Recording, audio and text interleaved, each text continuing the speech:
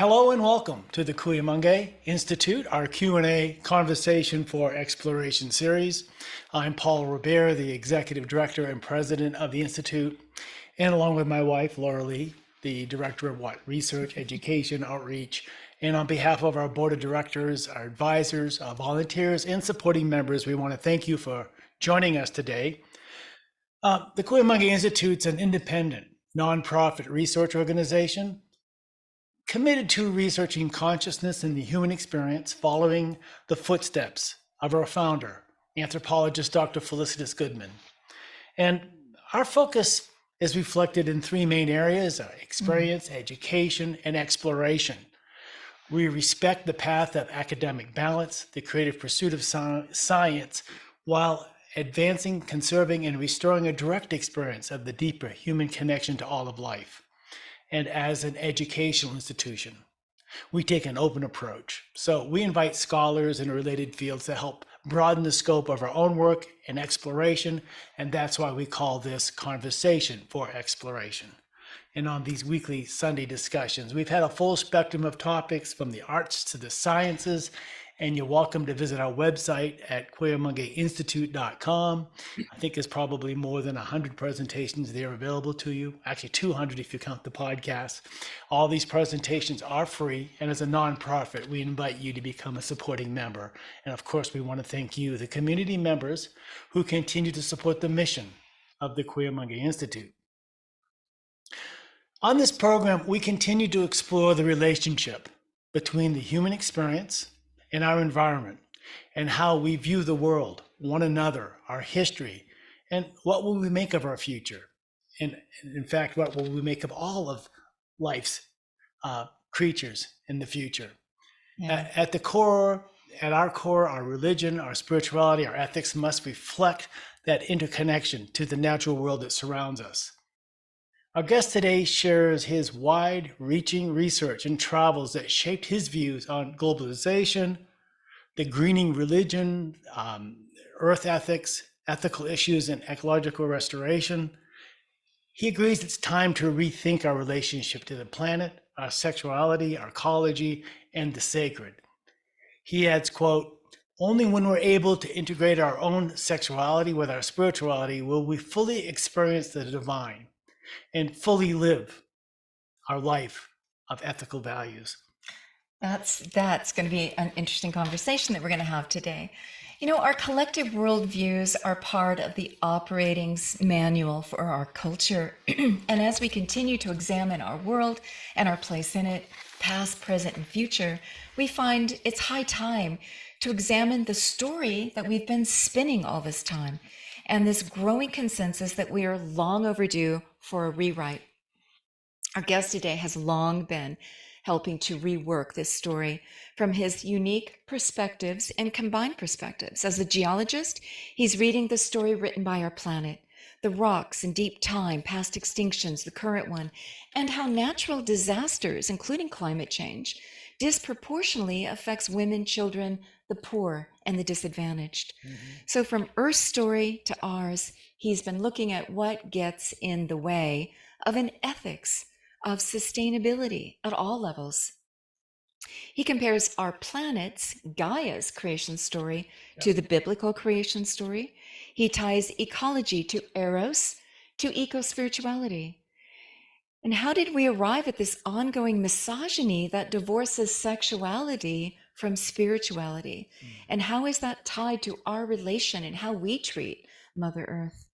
Daniel T. Burke Spencer, he's the Professor Emeritus of Environmental Studies at the University of Montana and the author of Gay and Gaia, Ethics, Ecology, and the Erotic.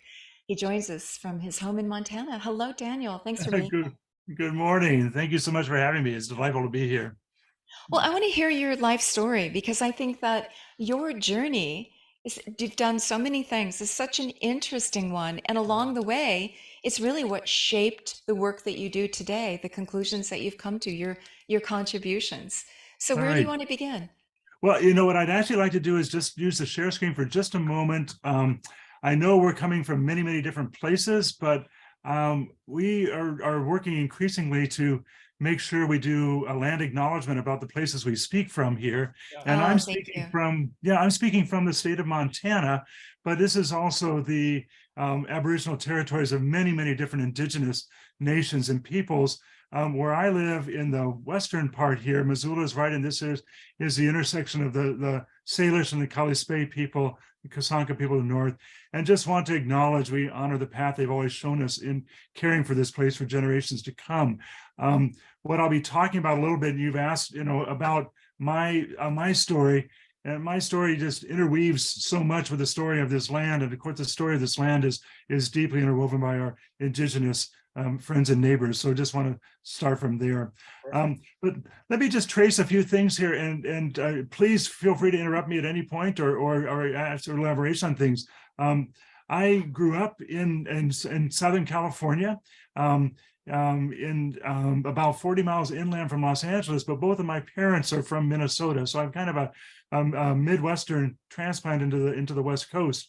I grew up in a large Roman Catholic family, 7 children. I'm number 4 of 7, right in the middle there. And but my parents from very early on loved the land, and we just did a lot of camping, a lot of hiking and things exploring as a kid.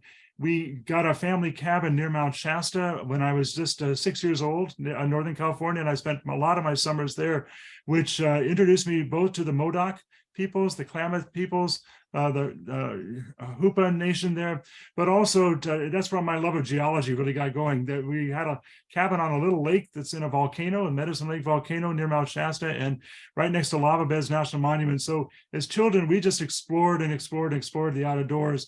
We also did a lot of camping throughout the Southwest, the national parks, and lots of different places there. So from very, very early on, my Earth ethics was just simply shaped by being connected to the land. We grew up just a few miles from the front of the San Gabriel Mountains there, and I studied geology in college and did my geology thesis in the San Gabriel Mountains. So my earliest experiences are a couple of things I would highlight here. One was both being deeply formed in the Roman Catholic tradition, but largely a pre-Vatican II Catholicism. And that really taught me a lot of negative experiences about sexuality and spirituality that I had to later overcome. But at the same time, I was giving lots of these experiences of being in nature, in the outdoors, in the natural world, and feeling very harmonious there. And yet I almost never heard anything about the natural world in my religious upbringing. It simply wasn't part of a kind of pre-Vatican II Catholicism. Now that changed, as I'll talk about later on there. But so very early on, I was kind of experiencing at a pre-conscious level, this kind of divorce or split between feeling very much at home in the natural world, but not feeling at home at all in my body. And that began to really take shape as I went through puberty and began to develop same-sex attractions to other boys and other men, and didn't really have any kind of vocabulary with which to make sense of that. Now, this is, for the younger folks, this will seem an incomprehensible world, but for the older folks like me, this was a world, of course, long before the internet, long before, we just didn't have any access to resources to think about this here. It was long before Oprah. It was long before anybody was talking about emerging different views of sexuality. Right towards about my high school years is when the first kind of gay liberation movement began there, but I knew very little about that. And so my emerging sexuality was a real context of isolation. I thought, if it's okay with you, I thought I might just read just a couple of passages from the very beginning. I wrote a book that is kind of tried to make sense of this, called Gaia and Gaia, Ethics, Ecology, and the Erotic, about both where the split came from and then my own efforts to try and bring it back together. Do we have time for me to read Absolutely. for just a few minutes here? Sure. I'll just read the opening part, because while this is a fairly academic book, I tried to ground it experientially in my own experience there, and that'll help frame the conversation as we go from here. So from the introduction, I start with this short passage from Alice Walker's book, The Color Purple. She say, my first step from the old white man was trees, then air, then birds, then other people. But one day when I was sitting quiet and feeling like a motherless child, which I was, They'd come to me. That feeling of being a part of everything, not separate at all. I knew that if I cut a tree, my arm would bleed. And I laughed and I cried and I run all around the house. I knew just what it was. In fact, when it happened, you can't miss it. It's sort of like, you know what, she'd say, grinning and rubbing high up on my thigh. Springtime, 1973. A teenage boy wanders out onto the Colorado prairie, seeking the solace and comfort in its wildflowers and gentle breezes that seem denied him in the boarding school environment he's left behind. Struggling with sexual and emotional feelings too confused for words, taunts of faggot and homo ringing in his ears, he heads towards the familiar cottonwoods and streams, seeking out a place where he feels embraced, a place where he feels connected to others and they to him, where he's able to love and be loved in return. Summer 1990. Now older, the boy relaxes in the arms of his lover's strong body, surrounded by the high North Cascade peaks, still mantled in snow, serenaded by distant waterfalls and wind whispering through tamarack and pine. Embraced by the erotic love of all of nature, he marvels at the gift of connectedness to others and other kind. Gaia and Gaia, two parts of who I am, two ways through which I know and am known. Gay, the erotic life force welling up within me, seeking connection and intimacy with others. And Gaia, the ecological life force surrounding me and flowing through me, showing me the connection of all things with each other. Gay and Gaia tell me much about who I am and how I relate to others, human and other kind, with whom I share this planet. Gay and Gaia tell me about where and how I am located within the human and earth ecology, when that location feels right, and when it is fundamentally at odds with who I am convinced we are created to be. Gay and Gaia also tell me about dislocation, how as a gay man I have been dislocated from both human and natural ecologies by societal beliefs that discount homosexuality as unnatural, outside the bounds of natural acceptable human behavior. How as a member of human communities growing voraciously out of control with respect to our non-human neighbors, I have become dislocated from ecologically sustainable patterns and relationships in the broader Earth community. How non-human members of the Earth's biotic communities increasingly are dislocated and extinguished as human activities threaten the continuity of all life on the planet.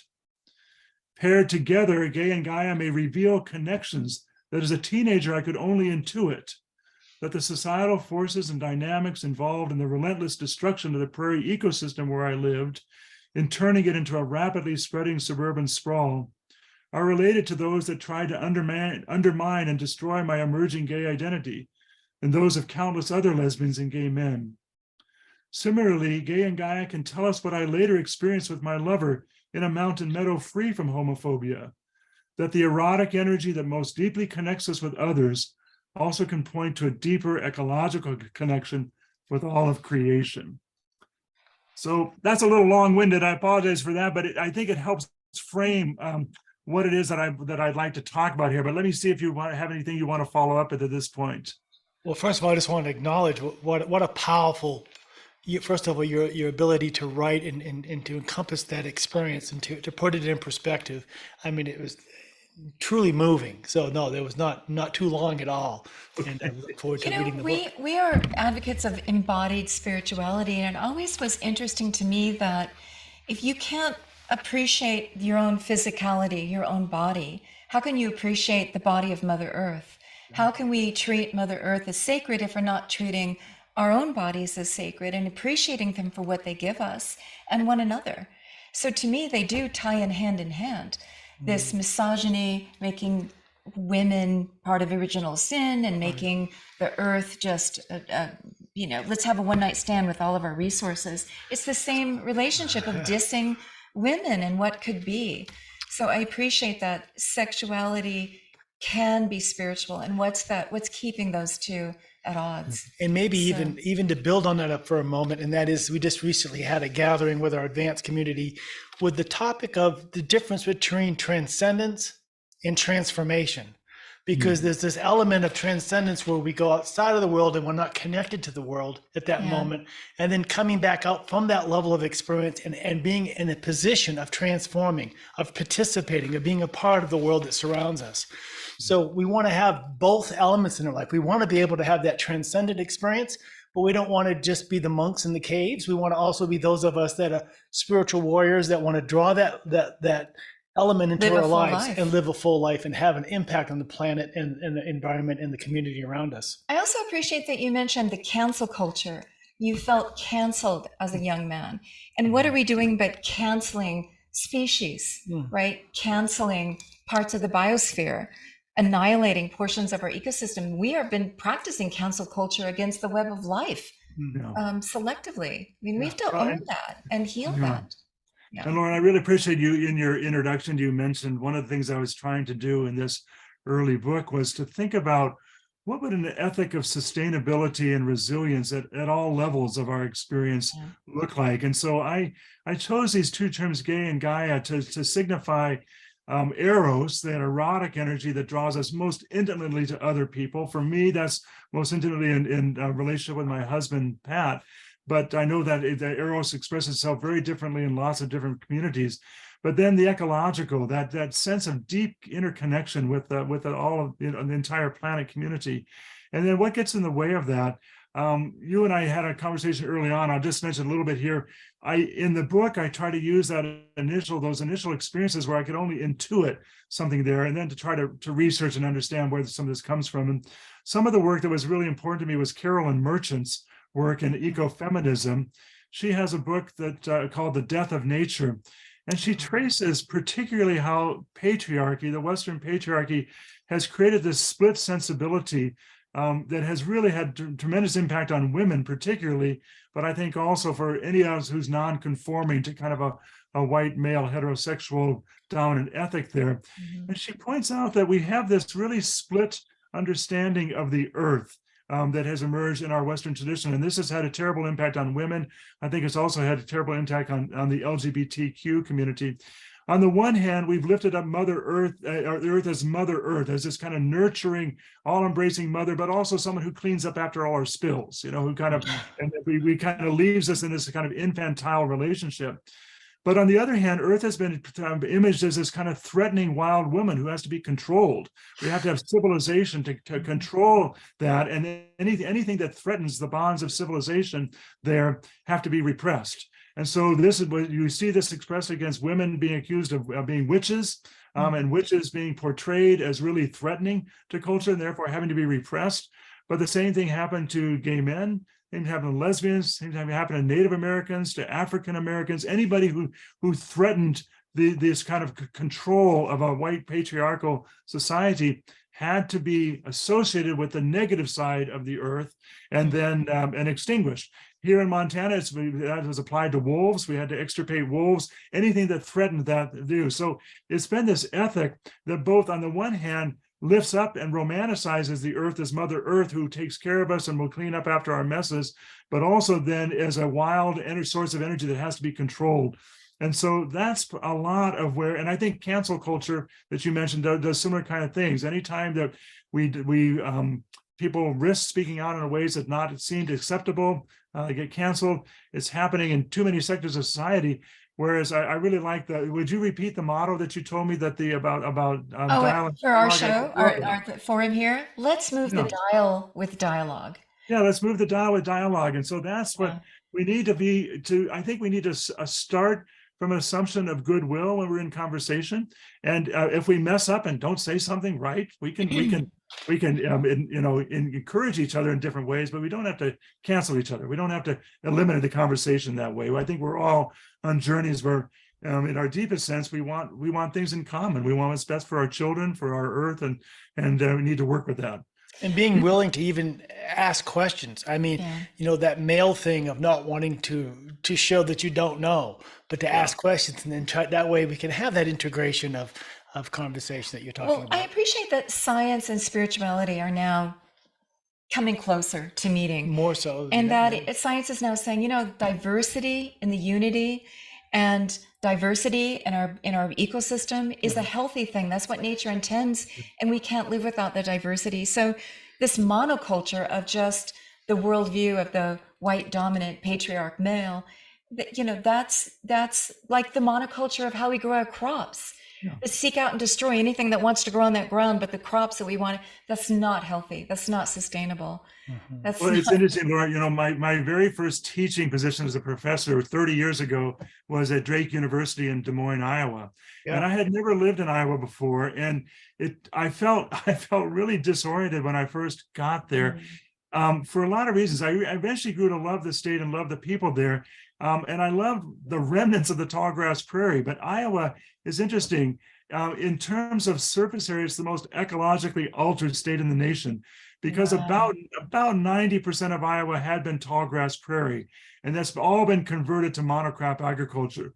So one of the most diverse ecosystems in the world now has 2 species, corn and soybeans on it, and then a few humans and a lot of pigs. But we've transformed that. And this is not to pick on, I grew very fond of many of the farmers there. I have tremendous respect and admiration for how hard that is. But it's indicative of the kind of thing we've done sometimes, of just transforming the surface of the earth in a way that serves us as a species, but pays very little attention or regard to the other creatures with whom we share this planet. And so that living in Iowa, that's when you mentioned, I got very interested in the field of restoration, because there were some really interesting efforts to try to bring back the tallgrass prairie in Iowa. And that's become something that I've become involved in wherever I've lived, is how do we now take the tools of science and the ancient indigenous wisdom and weave them together to restore the earth in different ways where we are here. Or look at the Amazon that they're now finding is an artifact in terms of the diversity of the intended plants that would help the culture there, whoever they were so long ago, building materials and food materials, and intelligently planted. Their soils many feet deep with rich, fertile soil that they architected Intended. with, It's composted intentional. and smart systems. So we can look to ancient systems, but also there's a lot of rewrite that needs to happen from the stories that we've inherited as well. You talk about the biblical. Let's start with the geology. We're going to get to the biblical creation story versus Earth's creation story. I think that's so beautifully framed. Where do you want to begin to tell your story? Well, I will there. Let me do one other thing first, since you just brought it up, because this is the book that I'm reading right now, which is exactly what you're talking about here. We have to rethink it's called Indigenous Continent. And we have to rethink the stories that we've gained here. One of the things that happened, most of my forebears are from Europe. When they arrived in this country, they experienced it as wilderness. And that was what the Bible gave them a framework for understanding this as a wilderness continent that then had to be civilized and settled. And yet the people who had lived here for 10,000 years don't even have the word wilderness in their language for the most part, because it wasn't wilderness, it was home. And so it was a continent that had been peopled for thousands and thousands of years. And they had, in that process, found ways to live more or less sustainably with the place they are. But the reason, for example, that we have tallgrass prairie ecosystems in the Midwest is because the native peoples regularly burned it. The reason we have these garden-like forests in the West is because of the intentional use of fire. So these have been peopled places, and yet we still oftentimes have our frameworks, our conceptual frameworks, cultural frameworks that we brought from a different continent, and then tried to make sense of the thing here. And again, no disrespect to my European settler ancestors. That was what they inherited. That's what they brought, and they worked incredibly hard to make homes on this place here. But the narratives need to change and to acknowledge both the indigenous history here and also the wisdom in the land practices they had there. That's that gets to the point where you asked me about, Laura, here was my love of geology, because one of the things well, maybe I'll just I'm going to go, if I might just go through a couple of slides on this Sure. PowerPoint, not to, because rarely do we have the deep time geologists joining us, so this is exciting to see from your perspective. And by the way, it is so empowering in our generation to set the story back to align with nature. I mean, that's such a sacred task for all of us. So I appreciate. I won't go through too much of this, Laura, but I happened earlier this week. I was invited to give a talk here in Missoula, Montana, where I live. And it's called Deep Time, Climate Change and Mass Extinctions, How Thinking Like a Geologist Can Help Us Understand the Past, Present, and the Future. And I'll just a couple of things just to talk about this here. I was talking about, I have a colleague here Albert Borgman, who's a retired philosophy professor, and he says we need to recapture a moral cosmology. Cosmology is our understanding, our what he calls a grounding story and conception of the world as a whole, how it came to be, and then how that world at large informs our world and instructs the conduct of humans to live the good life. And moral cosmologies have always been part of human cultures there. So you mentioned Genesis for the biblical traditions, for Judaism and Christianity, gave people a sense of where the world came from, how it was created, and what their place was in it. Indigenous origin stories do the same thing here, the Blackfeet stories, the Sailor stories, but we've largely lost that. Our sense of self in our modern society usually has very little to do with the earth or the universe there. So what I was arguing for was we need a moral geology. That is, our story needs to be grounded in and our conduct instructed by emerging earth story. And what would that look like if we started to think about that? And that requires our sense of things here. So I just have this little opening question. I asked the group, I say, what was the best scientific estimate of the Earth's age in the Western tradition in the 17th century? And not to belabor the point there, but the best scientific estimate was about 5,600 years old. How did they get that? The only available data they had was ancient texts, and the oldest known text in the Western tradition was the Bible. So they used the biblical genealogies. Bishop James Ussher there came up with this astonishing book. We're using Genesis. He said, in the beginning, God created the heaven and the earth. This beginning of time, according to our chronology, happened at the start of the evening, preceding the 23rd day of October in the year 4004 BC. An amazingly precise prediction for when the earth had been. But what it's easy to look back now and kind of ridicule this, but what I try to emphasize with my students or listeners is this was the best scientific estimate in Europe at that time. This date was used for many, many years as the best understanding of the Earth's age. And so they were using the available data that they had to make sense of it. But if you fast forward today, 370 years later, what's our best scientific estimate? Consensus days, it's about 4.5 billion years, all right? So this is an astonishing transformation, or asking us to do an astonishing transformation in our mental framework. How do you move from thinking of the Earth as 5,600, 6,000 years, of which humans have always been a part, to now, how do we get to where it's 4.5 billion years as the age of the Earth? And the answer is this emergence of the notion of deep time on there. And so I can talk more about some of that here, but two things I wanted to point out here, two major discoveries that I think are incredibly exciting, but are really important for us here. One is that the Earth has a history. All right, most of our cultural norms about the Earth, at least in the West, just treat it as a passive backdrop. It's the stage on which the human drama takes place. And yet the human drama is a minor, very, very tiny part. It's an important part of the Earth story, but it's a very, very minor part in terms of time here. And the second thing is that most of Earth's history predates humans by a lot. All right, we just, in fact, if you do it on a time frame here, if you put the history of the Earth on a calendar year, human beings don't show up until New Year's Eve, December 31st. All right, Homo sapiens show up as a species about 24 minutes before midnight on New Year's Eve. Agriculture shows up at 1 minute before midnight. Industrial Revolution shows up at 2 seconds before midnight.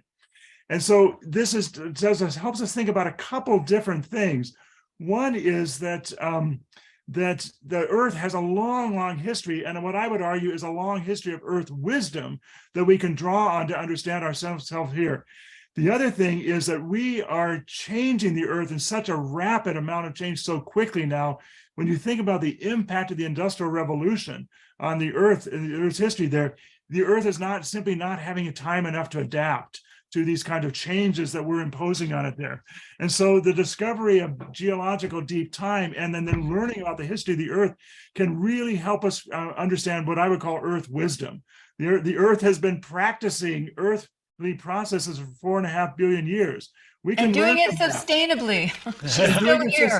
And created incredible biodiversity, incredible richness, these stories along the way there. And so it would behoove us to have a little bit of humility, of course, coming from the word for earth, a little bit of earthiness, and learn from that. Learn from the master. And indigenous cultures have always known this. Indigenous cultures have tapped in, and so they do it in a different, and we talk about traditional ecological knowledge. There's a science that's based on living in a place for many, many years and observing it here. We can marry that with Western knowledge, their scientific knowledge, which is revealing other aspects of the earth. Those things combined, I think, can give us the wisdom we need to reshape and rethink about how we're living on the earth now. Beautifully said. Beautifully said. Yeah. Yeah. Learn from the success stories, right? Yeah. I think maybe that's the whole compelling reason why people are searching for indigenous wisdom and all these different traditions, looking for ways to understand, because that disconnect with that feeling of being lost, and going back and saying, these people understood how to live on this planet. What did they have different? How did they conduct themselves in such a beautiful way of integrating their life into the planet that they lived on? And how come we lost it? How come we moved so far from understanding that relationship? And earth honoring and appreciating the land, Right. appreciating the physical aspects and the spiritual. We've divorced the physical from the spiritual. We need to connect them back again. Oh, Laura, I wanted to add one other piece to my story, and then we can just open it up for more here. But this is something that, Laura, you and I talked about a little bit here. Again, a lot of my life has been spending out trying to make sense of things that I think I intuited as a younger person, but didn't have the conceptual tools and things to frame it there. But what this when I was in college, I went to Central America to study volcanoes. I was really fascinated by geology and volcanoes, and I love the geology there. I love the volcanoes, but what I became really interested in, I was living in Costa Rica in the late 70s when it was being flooded with refugees from the surrounding countries, from El Salvador, from Guatemala, from Nicaragua, which were all undergoing civil wars. And so I became deeply interested in human rights issues and justice issues. And only later did I realize how much of the importance for earth justice also connects to justice for the poor. I've been very involved in liberation theology. We didn't talk at that point really about climate refugees or ecological refugees, but what we now know is that the worst environmental problems we have much worse impact on poor people. The poor people living there. If you see what happened in Pakistan this summer, for example, or if you see what happens in earthquakes, things like that, these natural disasters have a tremendous impact on the poor. And so that was the third piece that became really important for me, connecting earth and spirituality, sexuality with justice. And then starting my starting of justice was social justice, linking to refugees and poor people, but expanding that notion of justice to ecological justice. What you were just saying, Laura, here, that it's just our notions of justice need to include our non-human, or what we talk about, our more than human, our whole web of life, the planet. Yeah. You mentioned liberation theology. I had to look up the term. And and so I found that this emphasizes liberation from social, political, and economic oppression as an anticipation of ultimate salvation. Yes. And that is so interesting because and the church doesn't like that. The Catholic Church, like, oh no, because like I'm a culprit then, right? Is kind of the response. Can you explain that? And then how it used to be, oh, suffer now, it's okay, you're going to go to heaven. And then if you suffer well here, then you've got the admission to heaven. Explain all this, because you must have unraveled this growing up Roman Catholic, as you mentioned. This has probably been the single most important. Well, I'm going to use a fancy academic word, and then I'm going to unpack it. So apologies ahead of time here, but liberation theology operates on what they call the epistemological privilege of the poor. All right, so there's a fancy word. Epistemology simply means how we know. What are the lenses that shape our reality here? And liberation theology says what the Bible shows over and over is the poor and oppressed who have a privileged understanding of God, have a privileged understanding of religion, because they're not blinded by all the excesses of wealth and privilege there. And so this is a reading of the Bible that says from the very, very beginning, from when God chooses to free the Israelite slaves from Egypt, to bring them into the wilderness and bring them to the promised land, that the whole story is a story of progressive liberation from oppression, and therefore that we see more clearly when we see through the lenses and the eyes of the poor. That's what I spent the 1980s working quite a bit in and out of Latin America, particularly Central America, working what are called base Christian communities. These were these communities of poor people who gathered together to read the Bible together and reflect on their own reality in order to try to change that reality. And the second phrase here, in addition to the epistemological privilege, or just the poor see more clearly on there, was this notion of what they call that God has a preferential option for a preferential love for the poor.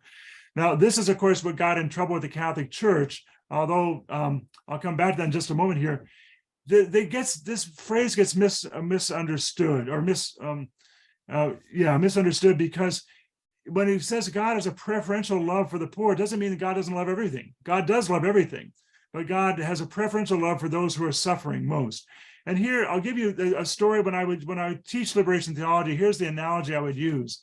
You imagine you are a parent, right? And you have two children, and your children, you have an older son and a younger daughter, and they are playing down on the lake shore together. And the older son gets really irritated with the daughter, and he pushes her into the lake, and she's drowning, right? So what are you going to do as a parent? You're going to intervene and take care of that little girl who's drowning, okay? What's your attitude going to be to your son? You're going to be very angry at your son for what he just did to his sister. Now, do you still love both your children? Yes, you love your children both, but you treat them differently because their circumstances demand different treatment. And this is what liberation theology says. It says God has a preferential love for the poor and suffering because their poor and suffering is not accidental. It's a result of oppression, a systemic oppression. Their liberation theology has now extended this to the planet and says the planet is suffering not by accident, but because of human actions. And so while God may love all of the planet and may love all human beings, God's love is expressed differentially. God intervenes on behalf of justice. So that's a lens that has shaped me very early on and has stayed with me in terms of how I understand things here, that there's not a neutrality in place there when suffering, oppression, genocide, biocide, all these different things that engulf our world.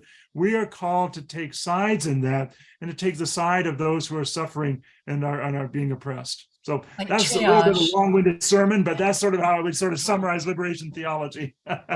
There's an interesting comment in our chat room from Fred Smith. He says, liberation theology is the political polar opposite of today's American evangelical Christianity. It was largely a Roman Catholic Christianity based in South America 50 years ago, decidedly progressive on social issues. You know, it's interesting how wealth is also seen as, oh, God favors me, so God's going to reward me. Yeah. So, but I'm over here, I'm poor. You know, I sort of go for Bucky Fuller, who's saying there's enough resources for everybody if we would distribute it equitably and fairly. So will we ever get to a stage where it's not about how much or how little you have, how much you're suffering, how much you're gifted, but can we just make sure everybody's okay? Do you think that's possible? No, I think that's exactly right, Laura. And I'm just actually now, thanks for calling my attention to the chat box. Fred is exactly right on that in liberation theology, and Viola Olson brought up Paulo Freire. Very important for me. I read Paulo Freire when I first went to graduate school in 1980. He was a Brazilian literacy person, and what he realized that the poor could learn to read and write if they were allowed to reflect on their own circumstances. And so he taught them to read and write their own history, and as a result of that, it empowered them. It got exactly what you were talking about earlier, Paul. It was a transformative pedagogy or transformative style on that there. I will point out a couple of different things, though. One is the current Pope, Pope Francis. He came out of Argentina, and he was deeply shaped by the liberation theology movements there. So it's not at all coincidental that the Pope has lifted up these two figures. When he took the name Francis, it's ironic. It took 2,000 years. Well, I know I should say more. 800 years or so, 800, 900 years for a pope to take the name Francis. People may know when a pope or bishop rises as pope, they pick the name of a previous Catholic saint they think it expresses who their ministry. No one took Francis until this pope came along. Wow. He took Francis because of Francis's ministry to the poor and love of the earth. Francis of Assisi. Yeah. Francis of Assisi, exactly. Francis of Assisi, and Francis of Assisi's love for the poor and love for the earth. And that's been the twin foci for the current Pope Francis. But that comes from him being out of Argentina, being shaped by liberation theology. He's such a different pope than the previous one. And it was almost as though the Catholic Church really realized, hey, if we don't get on board with this, we're going to lose everybody. We're in a crisis. Right? I think there, and of course, it's generated a lot of backlash among conservatives in the church there, but nonetheless, I think he's been tremendously important on that. The other thing I would say about liberation theology is it started simultaneously in two different places. We know a lot about Latin America, but the other place was Black theology or Black liberation theology in this country here, with Martin Luther King and Malcolm X as kind of as the people who started or inspired that. But my professor, James Cone at Union Theological Seminary, was one of the founders of this really in the late 60s, early 70s. And if some of you may know the recently elected senator re-elected senator from Georgia, Raphael Warnock, and it was a student of mine actually at Union Theological Seminary. He also studied with James Cone, but he's deeply steeped in liberation theology as well. And so when you look at his social justice emphasis, he has the pulpit of Martin Luther King in Atlanta, Georgia, there at Ebenezer Baptist Church. But so these movements, even though there's social movements that begin in different places, but we still can see their influence in lots of different places. And I was extremely fortunate that I was a teaching assistant for James Cone for 2 years. He was on my dissertation committee. And so that combination of me living and working in Latin America with Latin American liberation theology and being deeply involved in New York City and Harlem in the African American church there, both of those have really shaped my name. So when I talk about kind of a three-legged stool for me of the earth, of sexuality, spirituality, and social justice, those are the three things that have been really important for me to try to integrate. They don't, a lot of people tell me, Dan, you can't hold those together. Those are all really different, but that's what has shaped my life. And so that's what I try to integrate. When we look at saving species, I've heard it said that the big cats, the elephants, the popular glamorous species we devote our attention to, we're not really looking at all species, but that really requires a whole rethink of how we're treating the earth and what we're doing and our impact, right? Don't we need, just as Bucky said, we need to help everybody all at once? It's the only way to truly be just. Don't we need to help the entire ecosystem? And what's that going to take? We can't really be selective. I couldn't agree more. I mean, that's why, again, I'm going to err on the side of, some of well, we talk about, the language we use in the field of ethics is we need an ecocentric ethic, an ethic that is shaped on the ecological reality of which we are a part. We have what's called an anthropocentric ethic, or a human-centered ethic, where we only really worry about what matters to humans, and then we just don't worry about the rest of the planet. But we can see how much both that's terribly destructive to the rest of the planet, and ultimately it's terribly destructive to us. If we don't have a healthy planet to live on, we're not going to live as well. But Laura, I wanted to I'll just show one more graphic here that I think expresses one of the real challenges of this, and it's one of the more startling things I've seen, and that I use it a lot in my classes here. But we have, it may take you just a moment to take a look. Is this showing up here, the Earth's land mammals by weight? And some of you may have seen this before, but this is one illustration to the extent to which we have transformed the shape of the planet here for our surface here.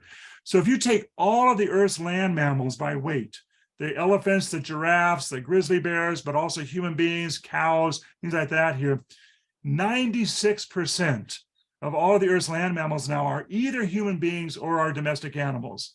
So this central part right here, that's human beings. We make up about 40% of the land mass of land mammals by weight. Cattle are over here. You can see horses, sheep, goats, pigs. They make up another 56% or so there. So these are our domestic animals that we use to service us for our food, other services there. Only 4%, the little green things you see out here, only 4% of the remaining land mass is represented by wild animals. Wow. There, which means we have systematically transformed the surface of the earth to serve our species, one species. Now you think about there being maybe 30 million species on the planet. We have reshaped the entire earth to serve one species. A few species benefit. Cows benefit, pigs benefit, goats benefit. They benefit in terms of numbers. They don't benefit in terms of quality of life. They have terrible, terrible quality of life because of industrialized animal treatment. But nonetheless, what this is doing now is just reshaping the surface of our planet. And we don't, and again, it's not like people set out to try to do this. It's because we have an ethic that is so focused on human beings and ignores the rest of the planet that we reshape the planet inadvertently that way. But it's happening with our oceans now too. One of the really startling things here is by the year 2050, they estimate there will be more plastic in the oceans than there will be fish. That plastic will now become the dominant form in the ocean there. And so this is these are the things with, these are complicated issues, but my argument is that until we change our mindset, until we change our framework and really begin to see differently, it'll be hard to change our habits, our practices to change that. So what comes to mind is the proverbial petri dish overrun by bacteria, where it eats itself out of existence, right? Yeah. And then we were at a dinner party last night, and we were talking about the massive seaweed. Yeah, it's 5,000 miles wide. Yeah. Pretty much double the size of the U.S. width. Yeah. Floating towards Florida. Yeah. Starting to wash up on shore. Yeah. So where does this that come mean? from? And we just have so many different indications of ecological imbalance there, and it's like and they're kind of hitting us over the head. But until we take a step back and think about it holistically, yeah. So technology has allowed us to uncouple ourselves from nature's natural checks and balances. I'm really hoping that technology, we will use it now to get back to checks and balances, because we're going to need some extra oomph, right? We should employ that to try to get back into balance. I just don't know. And what I would say there, Laura, I don't disagree with you. I think you're exactly right, but I would modify. Nature can right herself, though, given a chance. Go ahead. I just wanted to add. I would just modify the first part of yourselves. Is technology has been able for us to divorce ourselves in the short term. But it's an illusion there. It's an illusion there. So if we think, for example, that we can create a global economy without spreading global pandemics, well, COVID-19 is just a wake-up call, and I'm sad to say, but it's not going to be the last. We have created all the conditions for global pandemics, and then we think that we somehow are exempt from them because we have technologies like that. But Earth has all these different ways of reminding us that we're not exempt, that we are part of the web of life. And so technology needs to be a part of the answer. I'm not anti-technology. We need to find ways to do it there, but it can also create an illusion that we're somehow exempt from the Earth processes. And or that Mother Earth isn't stronger than any of our efforts and toys, right? She's going to. This is part of what I do in that talk. There is I look at the previous mass extinctions and what are the features they had in common, and then point out that that's what's happening. We're in the sixth great extinction right now. And we need to really learn from the Earth. And one of the important lessons is extinctions happen really quickly, and they take a long time to recover from. 5 to 10 million years. Yeah, I can show you if you want. I'll just take a quick look on some of these things here, if that's helpful. And again, I don't want to turn this into no, helpful. No, you're doing great. You're doing fantastic. Okay, I just happen to have this right up here, but let me just. Let me just start with one right thing right here. This is just, I mentioned there's several different things going on. These are probably familiar graphs to a lot of people who are with us conversing this morning here, but what's being called the Great Acceleration. Each of these are different trends starting, in the Industrial Revolution, really starting to accelerate after World War II, about 1950 or so, where each of these graphs are what are called exponential growth in areas here. So population, the population of the Earth was about 2.6, 2.7 billion when I was born in 1957, 8 billion now, all right? It's over tripled in that time here. Our economic growth and our impact on resources, our water use, all these different things. But then, of course, what we're generating, atmospheric carbon dioxide, nitrogen oxide, methane, ozone depletion, all of these things are accelerating at this exponential rate here. And they're moving so fast that the Earth simply doesn't have time to recover from that. So one of the things, of course, we hear a lot about is global warming. The temperature increases there, and you can see on the lower right side here, we're just, again, an exponential increase in that. So I look back at the historical period geologically, and these are, and I don't get too caught up in the details of you like geology. This is the last 500 million years or so. There have been 5 mass extinctions where at least 70 or 80% of life went extinct rapidly within a few hundred to 1,000 years, which geologically is very, very quickly here. The one that we hear a lot about is the Cretaceous, the Permian Triassic one. This was a fascinating one. This is one where almost 96% of all marine species and over 70% of them went extinct in a very, very short amount of time there. There are some things that are important lessons about this. And then the recovery time was 10 million years. 10 million years for the Earth to recover the biodiversity from that. Similarly, the one that many of us hear about here is called the Cretaceous Tertiary extinction. This is the one that led to the extinction of the dinosaurs. Probably happened for a combination of a big meteorite collision with the Earth that created an immense amount of dust in the air that led to kind of a nuclear winter, combined with a lot of lava flows. That lower lecture picture, that's one of my geological bucket list ones. I was able to put my hand right on the place where the extinction took place. But 75% of all species went extinct. It took 7 million years for the climate to stabilize. And let me just go through. Yeah, so here are the lessons for us. What's the Earth trying to tell us here? And I'll try to make this not too technical, but one is each of these extinctions involved abrupt climate change. The climate changed on the Earth for a variety of reasons very quickly, so that most species didn't have enough time to adapt. And most of that was warming. They also involved major changes to the carbon cycle and the carbon content in the cycle, usually major volcanic eruptions that were pumping lots of carbon dioxide into the atmosphere. But it's similar to what we're doing with our greenhouse gas emissions. This is one thing that we don't pay as much attention to right now. And I saw there was a good comment in the chat room that I can come back there, but they all entail rapid changes to ocean chemistry. We're not paying enough attention to what's happening to our oceans right now with all the greenhouse gas emissions. They're leading to a grading acidification in the ocean. It's making it very difficult for carbon or calcium-based organisms to live in the ocean now. You see the extinction of the Great Barrier Reef, these different things like that. And then all were followed by a period of time from hundreds of thousands to millions of years when microbes alone thrived. All right, the major forms of life didn't survive there. So this is I'll just end here, but these are the things, the lessons that the Earth is telling us about what's happened. It's up to us to use our creativity and our knowledge and our wisdom to not have that be what shapes our planet for the future right now. You know, I will say that I can understand our response, though we appreciate the wilding of the Earth, to say, you know, the Earth can deliver some pretty devastating blows. We weren't around for these mass extinctions, but you know, Pompeii and Mount Vesuvius. I mean, we can see how Earth can just in a moment destroy. So I can understand our need to go, hey, let's try. Now we've got technology to try push away any incoming asteroids. We want to protect ourselves from some of these natural calamities. I can get it, but how do we? Where's the balance point between how do we flourish and how does the rest of the ecosystem flourish? How do we take care of ourselves and the planet?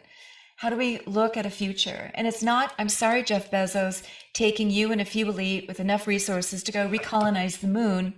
You're going to make the same mistakes there. And how is that good for the rest of us, right? You know, let me take my toys and leave the sandbox. Sorry, you're part of this. You know, use your mouth for some good here. Come on, save all of us. A couple things, Laura. And again, well, one, first of all, I don't have all the answers, but this is why I engage in conversation with lots of other people. But a couple of things I think are important here. One is I'm not anti-technology. I think technology has made a huge difference. I'll tell you, both of my parents were physicians. I think the medical advances in medicine have been phenomenal and really, really important. I would not be here without them. I was very sickly as a baby and would not have survived in a previous era. So I'm very grateful for a lot of things like that. But I think we have to tie technology again to that change in mindset. I say we have to start thinking ecologically. So let me give you one example. I talked about Iowa before. Iowa is, again, a state I'm very fond of, but it is a case study of in the industrial mindset taking over agriculture. We have devastated the prairie. Half of Iowa's topsoil today is in the Gulf of Mexico. Half of the topsoil has eroded anyway, is now in the Gulf of Mexico in the dead zone there. We have done industrial scale monocrop agriculture of soybeans, and that requires enormous amounts of chemical fertilizer input there.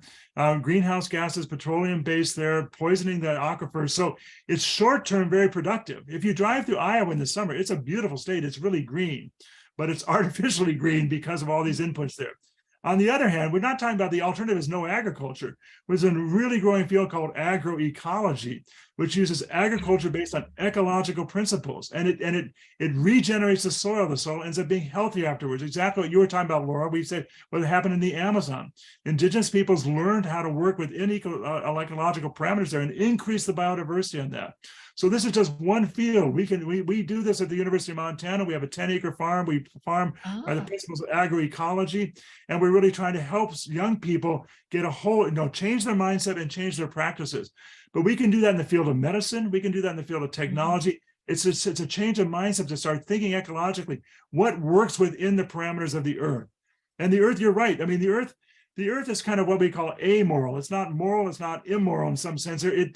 It has its processes there, and in some sense, it invites all of its life creatures to work within that. That's how they evolve. Yeah. Better for us to work with nature than against her. We'll go a lot farther when the wind's in your sails. When you violate those processes, you can get away with it in the short term, but in the long term, the earth wins.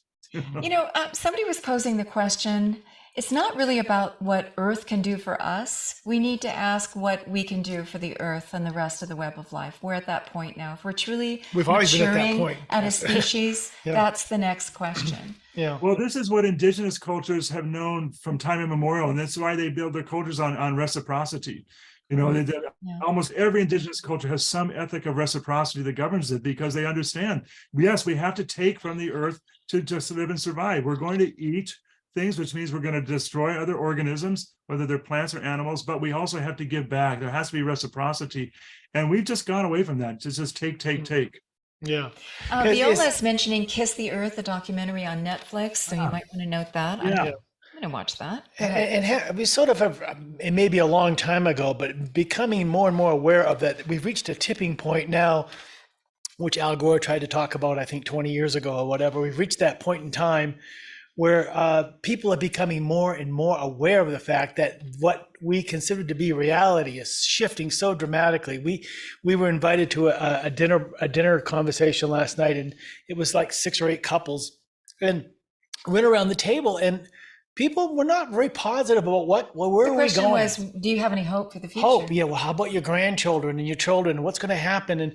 And everybody just felt this angst about, I don't know. I don't see right now this, because of the push towards the economic decisions and the political the separation politically, that the points that we're bringing up today are just makes so much sense. It's like, why aren't we not all talking about this and not just a select few on the side? And how can we push this agenda? How can we afford not to talk about this? Yeah, how we can afford not. You're right. And also this comes to me about why movements gain some immediate attraction, but they're not spilling out into all sectors.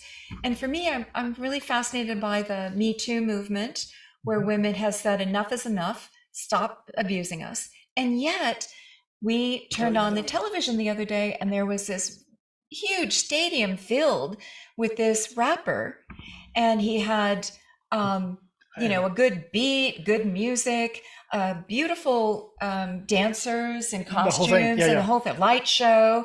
So I'm like, oh, that's cool. But then I couldn't understand the lyrics. But then we see the closed captioning. All about the sexual demeaning of women. It was all about the body parts of women, and this lust and desire, and it was like, oh my God. Well, Laura, can I have you hold up for this one moment? I need to take a 30-second bathroom break. That's part of my embodied experience. All right, that's fine. We're going to start asking for questions and comments. Raise your hand in the chat room. That's your spiel. Tell people what to do. Yeah. So, well, let's because I think I want to get back also to sexuality and misogyny, and where is the sexuality that's supportive and empowering for both parties and healthy and a testament to God and the creator and the life force, right? Yeah. Where do we get to that if we're continuing the story of, Yeah. Abuse. And Yeah. I mean, get that. what Daniel's providing today, I think, is because when you hear, we're so bombarded with environment and climate change, and so we kind of turn our ears off for a while, and we're not really understanding that we're not just Yeah. talking about whether or not you buy organic food. We're not just talking about whether or not you recycle. We're talking about something much more profound and deeper than any of that. Even though do that too. But that's not Oh, I'm that's sorry, not the but solution. recycle, reuse, and what that's not going to get us there. Okay. Let's put Brian on first, and we want to thank Brian for bringing Daniel to our awareness for questions and comments. We got a lot to cover still. Yeah, we are. Great. Oh, Dan, it's so wonderful to hear your views, and I'm enjoying reading through Gay and Gaia. It's quite a manifesto. It's quite I think it's a foundation for intersectionality. There are so many ways, so many communities can come together, and the LGBTQ trans community particularly. So I'm really glad that your voice is out there on the world stage. And I just wondered if you could talk about your journey as a gay man and the stages you experienced kind of reclaiming your innate power. Because so oftentimes the messages that gay and lesbian and trans people with a different identity get is that they're somehow innately not as powerful, not as capable. So how could this reclamation of our voice and our agency help us all, kind of apply ourselves to empowering our communities and helping the earth? So I just wanted to hear more about your journey and things you've learned about those stages. Thank you, Thanks so Brian. much, Brian. Yeah, no, I'll say a little bit more about that. Just autobiographically, I loved the earth and I loved geology, and I had planned to be a geologist. I studied geology in college, and I went to Central America to study volcanoes, and I was all set to go on into geology. Two things happened that intervened. I had this nagging sense when I finished college, I didn't want to start graduate school right away. So I took 1 year off, and I went to this Christian ecumenical retreat center in the North Cascades of Washington called Holden Village. It's an old mining community tucked way up in the mountains there. And I lived there for 5 months. And I was really wrestling with two things, a real sense of vocation. I wasn't sure. I mean, I love geology and I want to go that direction there, but I still had these nagging questions from my time in Central America about social justice. And then I also was still closeted. This was 1980, and I was 23, 22 at that point, I guess, and I hadn't come out to anybody yet, and I was feeling incredibly as a split person. I had this one public face, and then my interior side, which I was terribly fearful of letting anybody know about. When I was there, and of course, remember, this is pre-internet, so I'm up in the mountains, and the boat delivers mail 3 days a week, and that's it. There's no telephones, there's nothing to communicate the outside world other than by writing. But we had a film documentary, and there was a little film and I made the decision that I was going to go to geology graduate school, and I was accepted to a doctoral program at Brown University and was making the arrangements for that. And I was very happy about that at one level. But then one night we showed this film in the village there, and it was called Excuse Me, America. And it was a little documentary of a bishop in Brazil named Dom Elder Câmara. And he had come in the late 70s to the United States. And his message was very simple. He just simply said, excuse me, America, but your way of living in affluence makes my people live in poverty. And he interviewed Dorothy Day and Cesar Chavez and some of the real giants in the social justice movement here. I watched this film and my insides just collapsed. I thought, how can I be going on into a field of geology oblivious to, what's going on in the injustice in the world? The other thing that I was terribly afraid of is I thought I had done very well as a student in geology, and so I had no qualms about the fact that I would be able to do well in a doctoral program in geology, but I also knew that was going to take 5 to 6 years of my life. And I felt like I was just postponing dealing with the fact that I was gay, and I didn't know how to deal with this. And so I was suicidal. I was just really depressed. It was a really difficult time. And I went to the director of the village. There was a Lutheran pastor whom I just respected a lot, but I had reached an endpoint. I just couldn't go on anymore. And so I went and I sat with him, and I finally said to him, I said, John, what I really want to know is, do you believe in healing for homosexuals?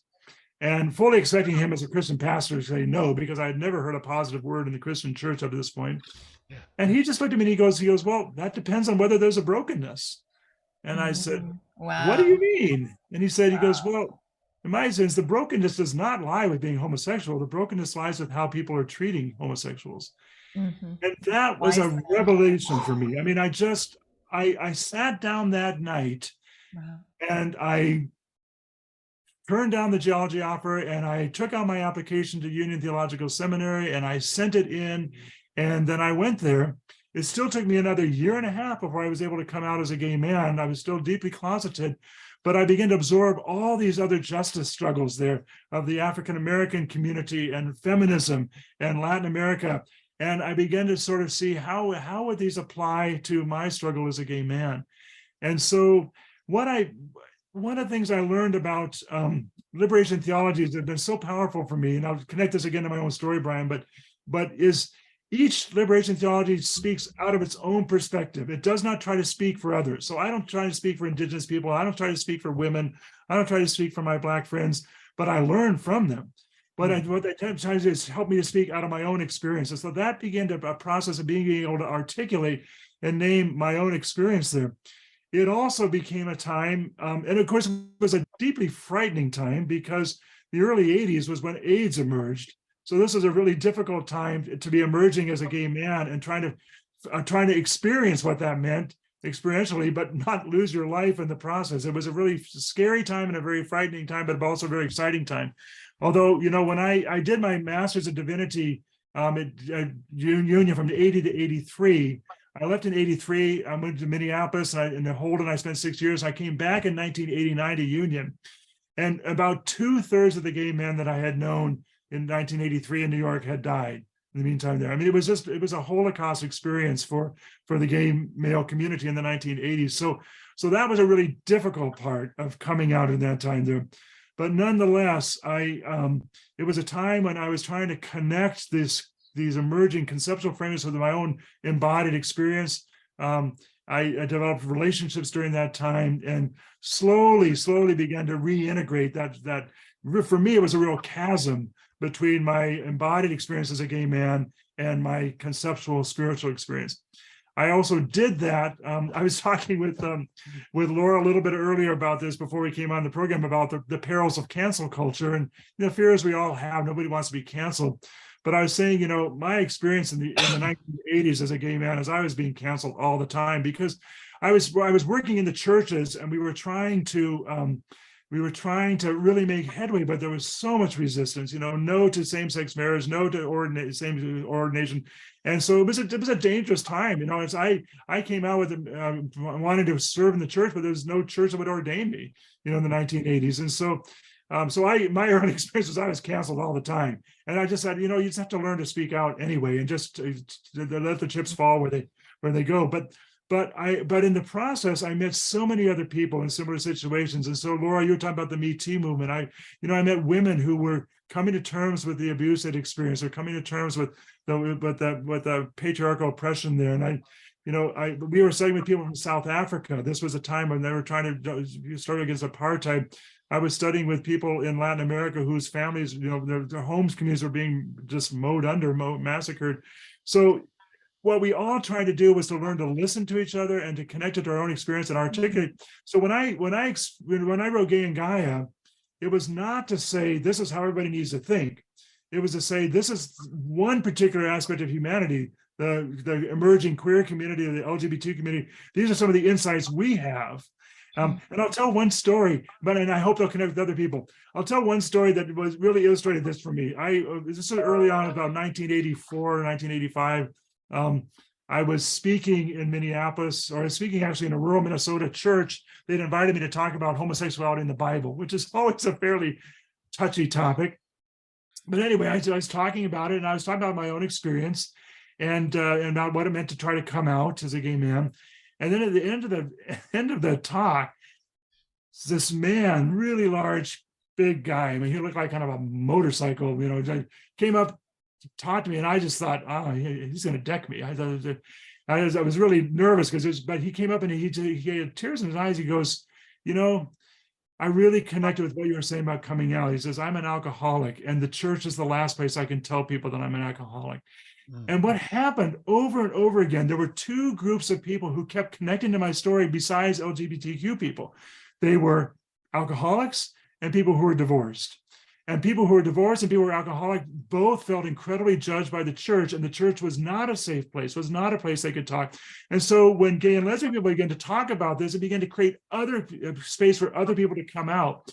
And that whole metaphor of coming out of the closet, which began within the gay community, really emerged to so many other people who had hidden parts of themselves that they did not feel could be there. We see it most recently, I think, now with transgender people who are simply saying, you know, I've known since I was a little child that my gender identity didn't conform to my physical body. And people always told me I was wrong about that, but now people are beginning to speak out about that. Now, from my perspective, we're in a very scary time right now because there's so much backlash, political backlash going on. And this is what happens anytime a subordinated group begins to become noticed and make changes there's backlash. And so it's a very painful period. It's happening right now. I'm hoping it won't be the final story, but what's happening in places like Florida is really frightening to those of us who've been working for so many years on these issues. Is that getting to what you wanted me to talk about? It is. And I want to allow other people to have a chance. Thank you so Yeah. much. I salute what you're doing. Thank you. Yeah. And I see there's some really good comments, and I also want to put Miriam here. Comparing aid to the Holocaust. That's that's a dangerous thing. I know in no ways I do not want to minimize at all what the Jewish community went through, but the other thing was it was gay men who were also targeted in the Holocaust, as were the Roma people, and so it's always dangerous to use metaphors on historic specific moments in time. I don't mean to undermine at all what that particular experience was like, but that experience. And when I talk with my LGBTQ students today, it's really hard for them to understand what the 1980s were like with the emergence of AIDS and the backlash against the queer community during that time. It was a both exciting time, but a really frightening time as well.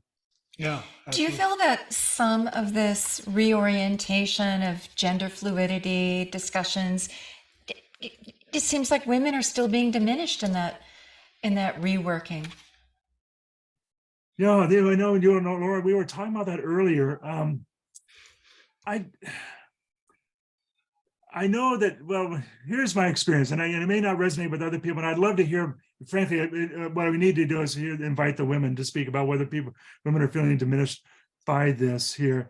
My experience is so much is that the dominant society finds ways to pit us against each other whenever we have emerging movements of liberation, things like that here. Okay. And so I experience myself as a gay man. I do not experience myself as transgendered. And so I feel like I'm a man, and I feel like I'm homosexual, and those things come together for me. So I don't feel like I have a divided interior experience, but my transgendered friends and students do. And so when they talk to me about that, my point is trying to listen to them on there and try to understand what that means. And then also connect it to, again, not to romanticize indigenous cultures. Every culture has its strong points, its weak points, but many indigenous cultures had much more gender fluidity. They made space in their cultures for non-conforming genders, two-spirited people, Berdache, so forth and that. We just have had a hard time creating that kind of space in this society here. And so Laura, you and I were talking about this, there's been a big issue around sports and competition. What do you do with transgendered people in sports when their morphology, their body that was assigned a particular sex at birth and doesn't conform to their gender identity, but they want to participate in athletics? Is this for those who grew up with a male body? Does that give them an unfair advantage in there? And there's been concern about that. My concern, frankly, more is the amount of violence that gets targeted against transgender people when they try to come out. I think there are rare instances where you have to think about the issue of sports and stuff and unfair advantages, but more is just the wave of the number of transgender people who are being targeted and killed. It's really, the numbers are pretty astonishing, and they just don't even get addressed here, and particularly when they come out from non-white communities as well. I mean, the amount of African American transgender people being killed this year is horrible. So I'm sort of speaking around that, but I think it'd be more important to hear in terms of your question. I don't know if some of the women who are listening here want to just talk about how it feels to be a woman with the really important advances, but also challenges that women have had in the feminist movement, other movements there, and now with the rise of transgendered, if that's a problem on that. Or maybe you can speak more, Laura, about what your concerns are. Well, I want to add real quickly that the whole idea, at least in my life, it's the mothers, it's the women that had the greater connection to the earth, and getting back to the environmental part of this conversation. And maybe it's been the misdirection of the intense testosterone male community that's moved us away from the environment. So sometimes it's time for the mother goddess, the women, the mothers, the grandmothers, Well, we have long to have their pondered. voice. We've long pondered, how do we go from honoring the mother in mythology and symbology and the Venus sculptures and the Venus art, and how do we celebrate women as we did, it looked like, if you want to interpret art that way, early on. And then how did we get to a point where the pundits of the day, I'm talking a few centuries ago, were questioning whether women and animals had souls? Right. You know, why don't you learn from what women have been through? And then we have made some great strides back to being having a voice, having our seat back at the table, Right. Sharing some equality, right? And Indigenous peoples have always done that, always had the women's business, the men's business, the women's council, the men's council. Right. They've always worked together. You know, that's like shooting half of your brain otherwise. So learn from our struggle. Yeah. What do you see in our struggle? But I see some hands up here too. Maybe Viola and Fred. Yeah, I'll have Viola go first, and then we'll go to Fred. Hello, Viola. Put your mic on there. Oh yeah. Okay. So many things, Daniel. So much just bubbled up inside of me. Everything you're saying is like a yes, yes, yes, yes. Been there. I understand. And you know, talking about this conflict between patriarchal and matriarchal. Well, I mean, that's one form of oppression that I've been thinking about oppression, first of all, and what groups have been oppressed. I mean, look, Socrates was poisoned, Jesus Christ, you know, was crucified. Yeah. And if you say something against the dominant the cancel culture has been alive and well for centuries. Yes. Yeah, for centuries. Now, for me, because I was divorced, the church said, oh, you cannot come and have communion. Well, if you can't go to church to have communion, what's the point of going to church? That's why I left the Catholic Church. Now, in my culture, because I was brought up Mexican-American home and my ancestors coming from Spain, from a culture that is male, at least outwardly. The male is the dominant machismo, the machismo culture, where the woman has to be submissive. But on the other hand, underneath, who is really running the show? It's the matriarch. It's the grandmother, and she sets the rules. So I lived with my grandmother. I mean, she raised me because my mother was very sick. My father was very dominating, but my grandmother, her husband died when she was 35. She ruled the roost, and she taught me how to be independent, how to think for myself, how to do for myself, how to work for myself. And that's how I grew up. But you know, going through my life in my youth, I mean, during my early adult, well, let's see, going through my life, I experienced a lot of prejudice in ways, you know. I mean, if people thought I was Jewish because I lived in the dorms, went to UCLA and I was in the dorm with Jewish girls, well, then I was discriminated against for being Jewish. They thought I was Jewish. And when I exposed myself as being a Mexican American, well, then I was discriminated against because I was Mexican American. I mean, so no matter what group I identified myself with, there was some bias, shut me up, in other words. So I stopped speaking. I don't like to speak in public very much, stammer and stutter and what have you. But I would write a lot, and I would write in journals a lot. And through my writing in my journals, I actually discovered, yes, what the heck? Why not? I mean, why not just speak up somewhere, somehow? But now I have a question for you, because Daniel, I have seen your presentations before, and if I think it was in one of Jeremy Lent's, The Web of Meaning. Did you speak in there somewhere? I mean, where did I see your presentation before? Or Fridge of Capra? Was it something to do with Futures Just Capital. just pose your question. Yeah. Pose your question. I can't remember, Viola, which ones, but yeah, what was the insider question that brought it up for you? The question that brought up what that question? Say again. Well, I was just wondering if you, I can't remember which people that I've spoken for sometimes. So, but it sounds like there was something that I might have said that triggered something for you. Wanted to. Yes, I everything you said when I saw that presentation somewhere, it was about a year ago, maybe 2 years ago. It was during the COVID thing, and I was working on my holistic education reform earth science class. And I remember seeing your presentation. I mean, everything you're saying now, I remembered that you said in that presentation, but I can't remember what my source was, where it was that I heard it. But what I would say though is I'm really glad that you found your voice, and it sounds like it started by writing and journaling there. But it's so important wherever we find our voice. It's so important then that we be able to be able to develop that and speak out, because it's so much to offer that it's so important.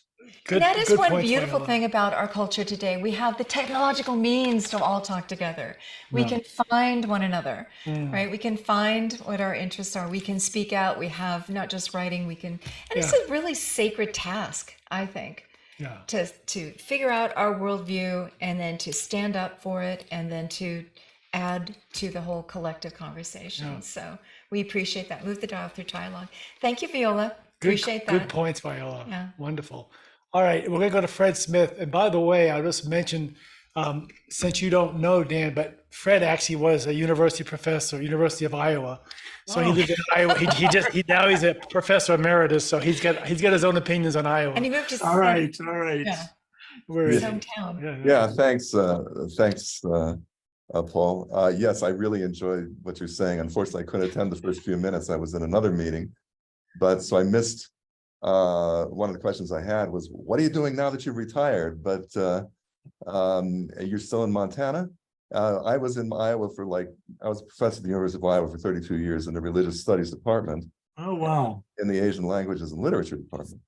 And so I have plenty of, I mean, not directly involved in environmental studies as it were, but I certainly have my own environmental horror stories to tell about just being there, which I won't get into now, but now I'm in Santa Fe, where I am from and where I really should be.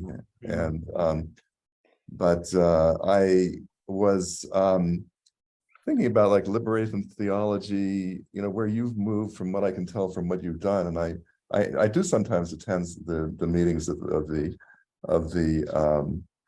environmental studies group at the AAR. Sure. So like it's possible that I've seen you there if you've spoken there. I imagine you're part of that. I used to be the co-chair of it, but that was way back in the 70s. It's been, I mean, in the 90s. It's been a while, yeah. Oh, I see. Okay. But that's a great group. That Mary Evelyn Tucker, that's where I met Mary Evelyn and Yes, John. I see. Correct. Yeah. And I guess I was kind of wondering about the connection that you forged between like liberation theology, environmental action, and LGBTQ presence. And you know, when I keep thinking of this former student of mine, she finished her PhD under me about 10 years ago, and she's sort of limping along teaching at a little branch of the University of Wisconsin, Eau Claire, not a good place. And she's from a disastrously poor family in Des Moines, which I think you might be familiar with. And she needs to get out of there. And she camps out. She is real personal environmental. She camps out even in midwinter in parks in Wisconsin and Iowa. Imagine, like along the Mississippi, you know, around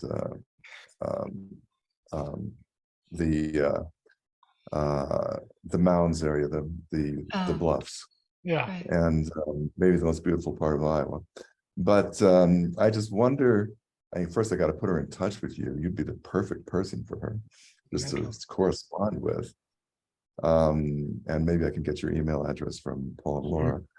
And she's brilliant. She studied theology at Chicago, and then she did her PhD under me. And but just wonder what's the tie-in that you've actually done with liberation theology or theology, period, and environmental work, since I don't know your work. I wish I did. Sure. Yeah.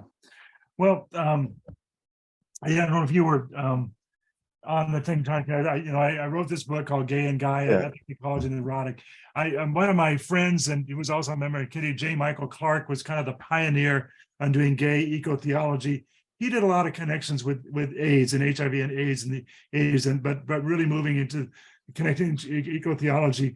I've been, it's been one of these funny things. I was at Drake University there in Des Moines for 10 years, and I was in philosophy and religion department, and I focused a lot on the liberation theology, gay theology aspect there. When I moved to Montana about 22 years ago, I sort of shifted some of my focus. I had been working a lot in Latin America, and I was really interested in globalization and the phenomenon of globalization. So I taught a course called Globalization, Justice, and the Environment, looking at the effects of the global economy on these issues there.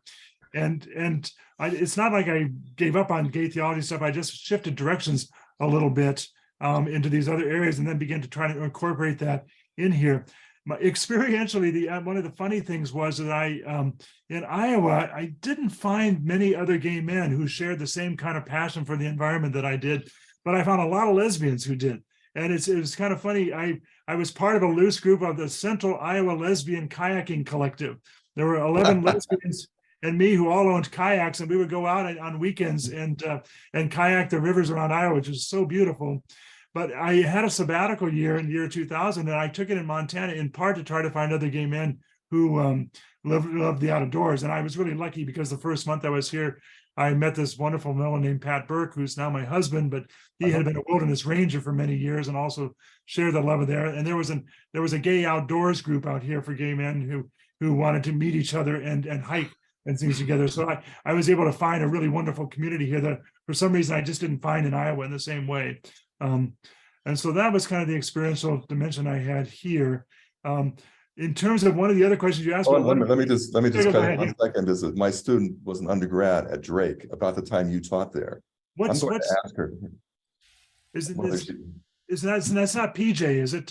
Yes. Oh, yeah, yes. I knew PJ by a different name and different gender then, but yeah. So you worked at PJ, yeah. All PJ roads lead to Iowa. You know PJ. PJ was on the hiring committee that hired me at Drake and was one of my advisees. So yeah, Yes, they were one of my advisees know. there. So I didn't realize that PJ was in Eau Claire. They had been in St. Olaf College for a few years. You need to Yes, talk. they were in St. Olaf. Anyway, we'll talk more. But anyway, The inside stories. we're in touch. Just nice to know you have a lot of connections. Okay, that's good. Oh, we're a connection there. Yes. Yeah. And Fred, I mean, you spent your entire lifetime with researching the Asia connection, the Asian spirituality, going back in the depth, and that connection in the worldview of ecology and all of that. How does that all play a role in your research? I mean, understanding maybe from that perspective of because we have this Western perspective of what humanity and the environment means, but what did it mean in your research, looking at the other side of the planet? Oh God, where do I begin? I've actually written a bit about that, especially fairly recently, because I've done some work on pilgrimage in the Himalayas, and contemporary performance of classical epic of the Indian epic Mahabharata in the Himalayas. And there's a big way that the environmental catastrophe that India has become plays right into the epic performances and so on. But that's a different story. But yes, I have worked on this. Yeah, I'd love to hear more. We'll have more of these conversations. I have a question then, and that is, you mentioned the lesbians really pick up on eco-spirituality. They're a group that really is embracing that. And I wanted to ask about Maria Gimbutas. I'm a fan because of the Neolithic artifacts, which are a key component of our work. You get into Maria because she documents them so well and she's looking at them. But then I'm hearing from our anthropology advisors, oh no, Gimbutas is off the table. Yeah, we can't talk about Gimbutas. She's been canceled, in other words, in these academic circles. And I'm like, really? Is this another form of misogyny? Is this know, because the lesbians have embraced Gimbutas about No. the feminine, about the goddess, goddess. about honoring her, and then the political associations, the mythic, the story, and so we're going to cancel who they celebrate? Is this part of the cancel culture? Is this part of the misogyny? Is this a part about keeping women down? Oh no, we're going to deny that the goddess was ever honored, that the divine feminine, that women being the womb and the source through which life comes. Without us, you ain't getting here, people on this planet. You know, I'm like, wow. Are you, yeah. I'm just, Comments? I'm not in academia for a reason. I'm too much of a free thinker. I want to blaze my own trail. I'm about the grassroots. I'm about saying, you know, hey, grassroots, we could all be part of this conversation. Yeah. You know, come on. I So agree with you just there. wanted to And get your thoughts on that.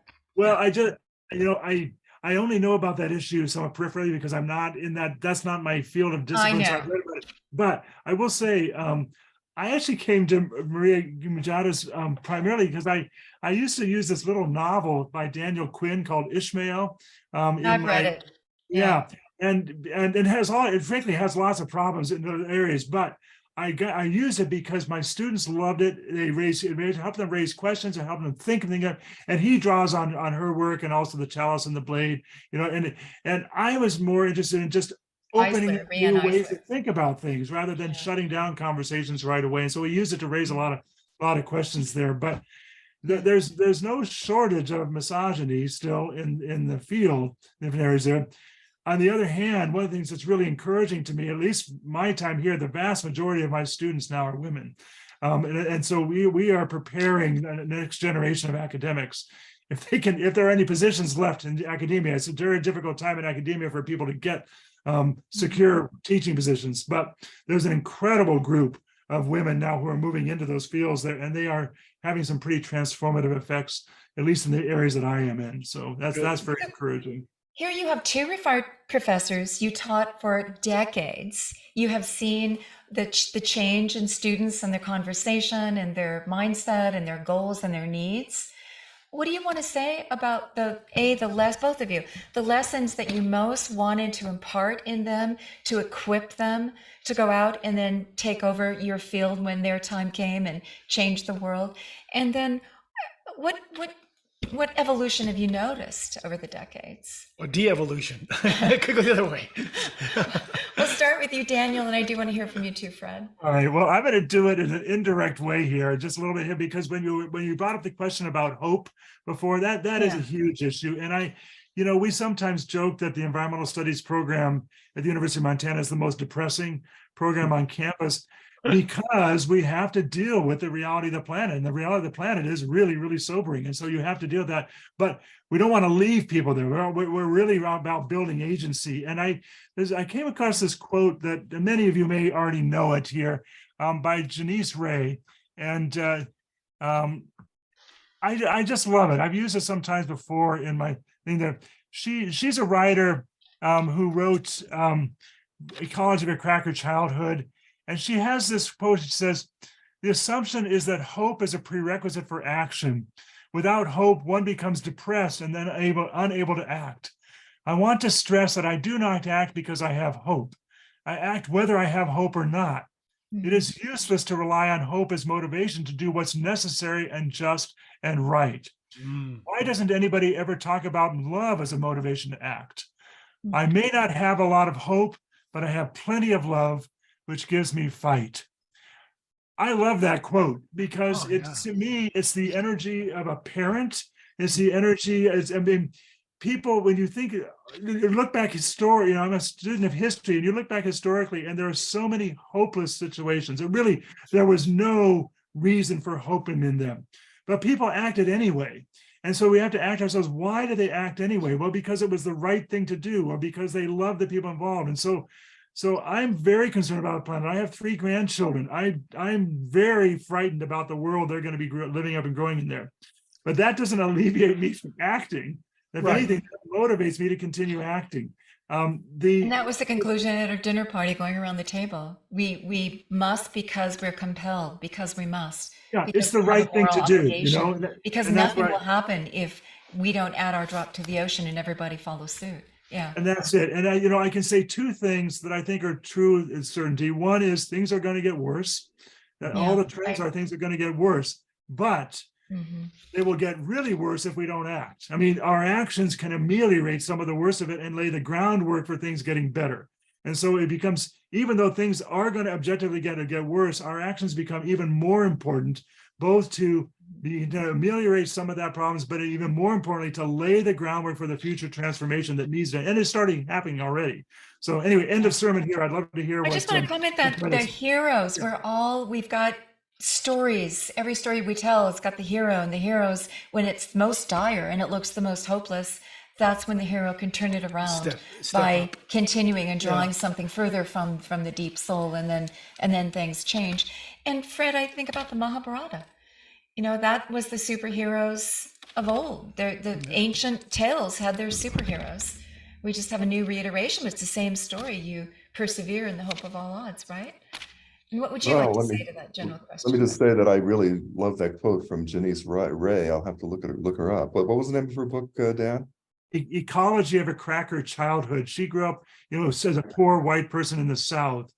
She's a beautiful writer, but if you just Google Janice Ray Hope, it'll bring that quote up. I go back to that so many times, particularly for me. I've chosen to remain within the Christian tradition, which I grew up in, which is ironically, it's centered on love.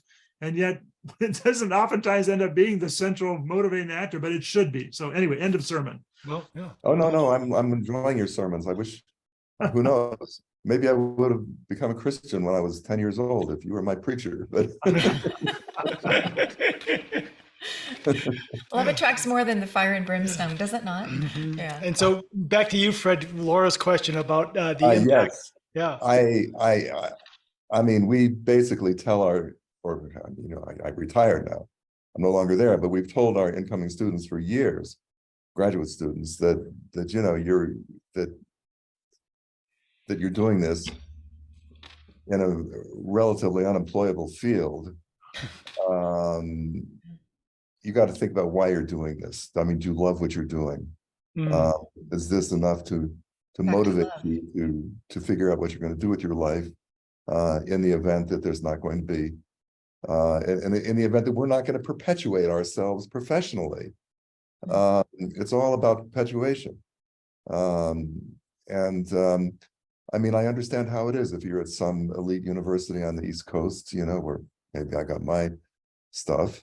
But it's, it doesn't work like that for most of the US.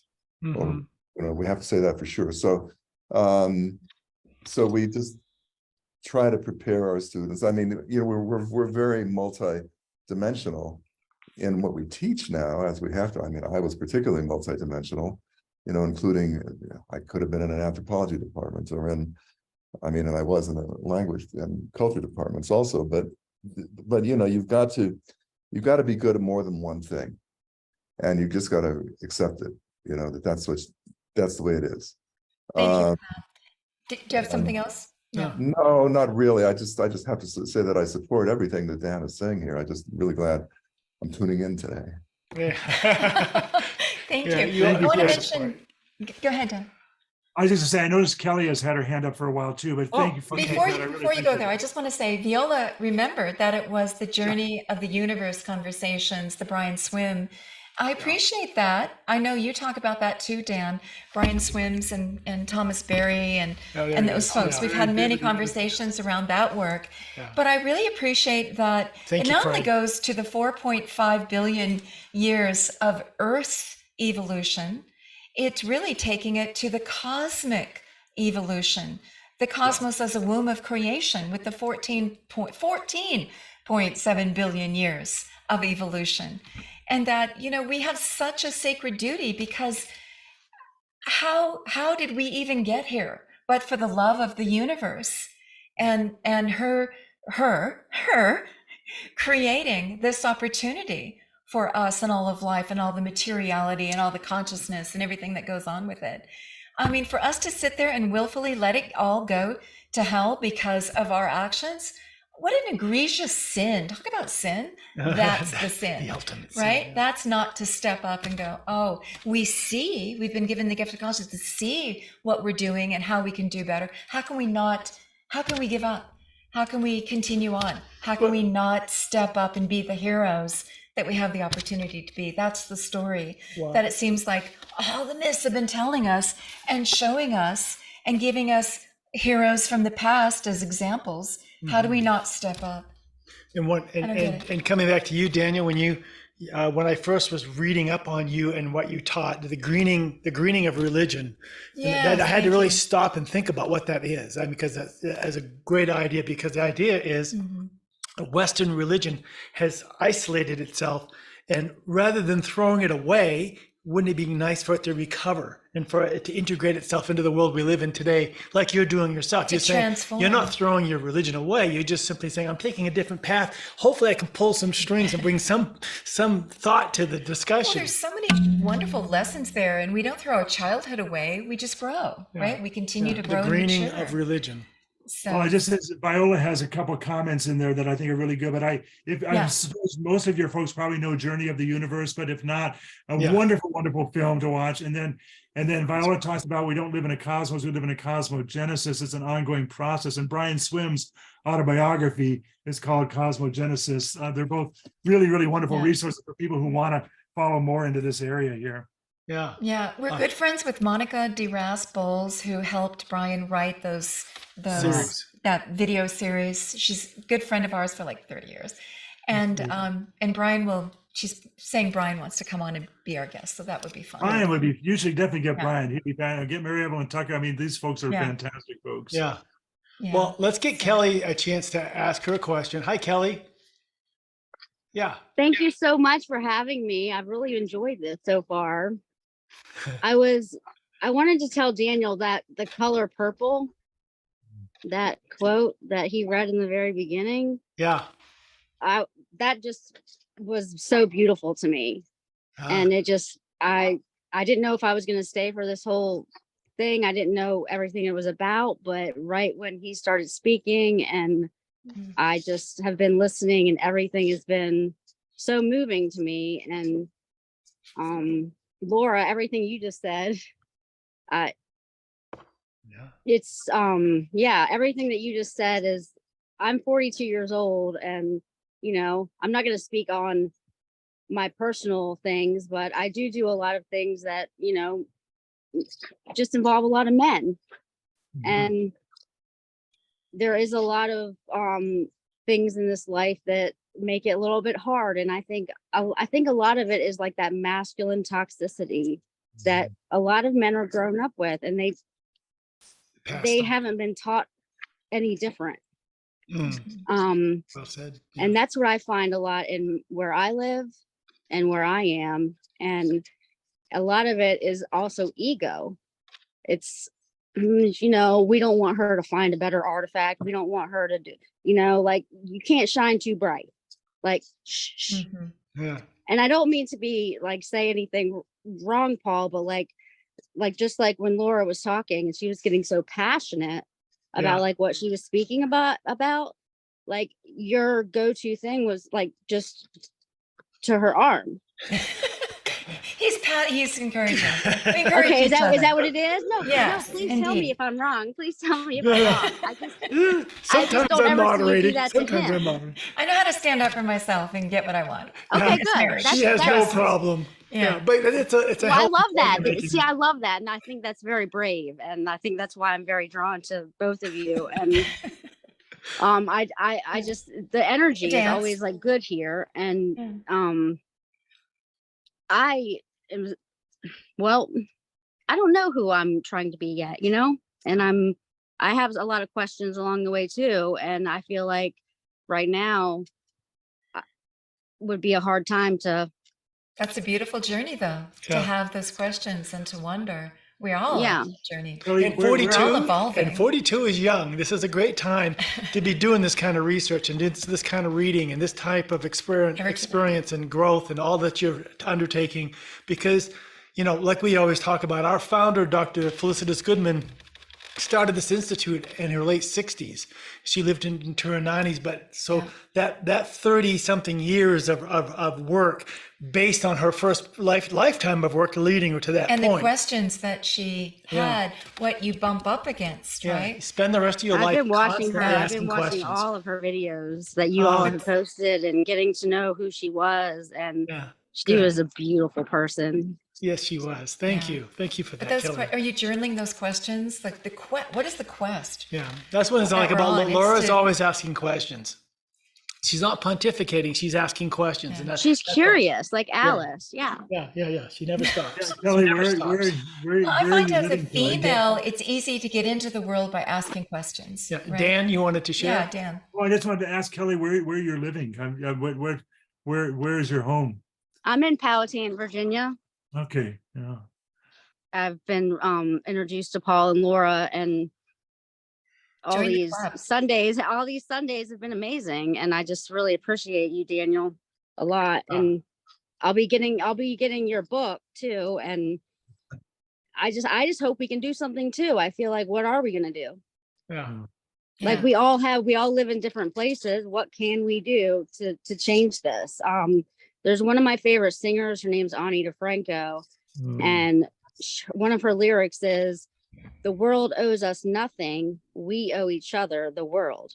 Oh, that is so beautiful. Good quote. That is so beautiful. Yeah. I want to bring Brian back. Okay. Thank you so Brian- much, Kelly. Yeah, thank you, Kelly. Kelly. Keep up the quest and appreciate you being here.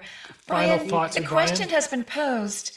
What can we do? How do we find what our contribution should be? Yeah, you have all the answers, Brian. You've spent No, some I time only with have more questions. I actually do have more questions.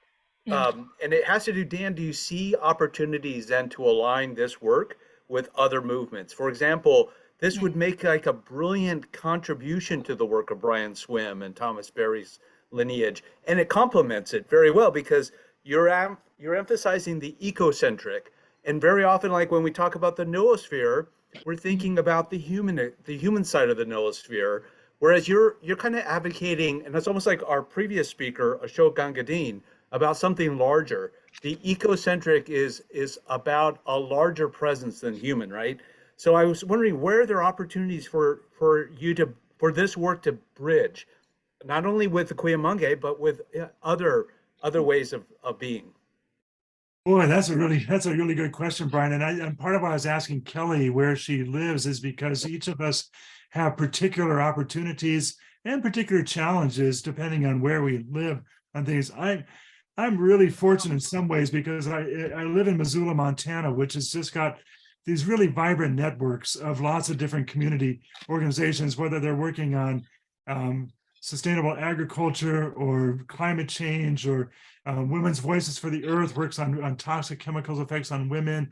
There's just so many different ways to get involved. And because I've been embedded in a university, I'm always embedded working with these young students who are doing these incredible things and getting out there. And so, I guess I have two recommendations. They're going to sound just cliche-ish, but they really are kind of true. Is one, if you have a passion, pursue that passion. And two, find other people to pursue it with. I mean, it's so much better to do this in community. And the chances are, if you have a passion, someone else has a similar passion, and you put that together. I'll give you one example. It's a small level thing, but it's when we multiply these efforts, it's wonderful. We have a really active program on trying to build a local agricultural economy again here in Missoula, and Missoula is called the Garden City because we used to have lots and lots of really big truck gardens, which were used to feed the miners and the Butte mines and loggers and so forth. Most of those gardens are gone, but there's a whole effort to recreate a local community. So we have a group of students on campus. They decided, well, what can we do about this? So they created an organization called 1,000 New Gardens of Missoula. And their goal is to help create 1,000 new backyard gardens in Missoula for people who want to have a garden. And what they do is, and if anybody's done any gardening, making the garden at first can be really hard work, digging up this, if you have a yard. So they organize dig days, and they've identified people in the neighborhood, in the city, who want to have a garden, but don't have the ability to start a garden. And they get a group together and they go out and they dig up the person's yard and they create a garden for them there. They're up to about 650 now, and their goal of 1,000 here. Wow. But it's one thing, and the thing that what's great about that is not only the output, the gardens. They've just created community. They've created this transformational community that's doing one piece of a bigger picture. We have, and I just love that, because I always tell people we get the best students on campus in the environmental studies program because they are students who are passionate, they want to make a difference, and they're not intimidated. They just do it.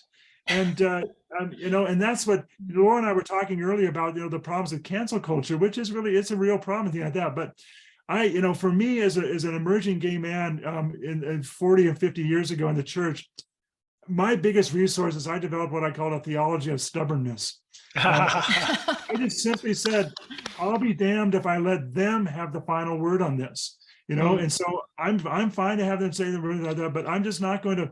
And I realize I have all sorts of levels of privilege that allow me to do that. I'm white, I'm male, I'm educated, all these things like that. But nonetheless, there were certain levels of vulnerability as well. And that's why if you find other people to do this with, it just makes the work so much better.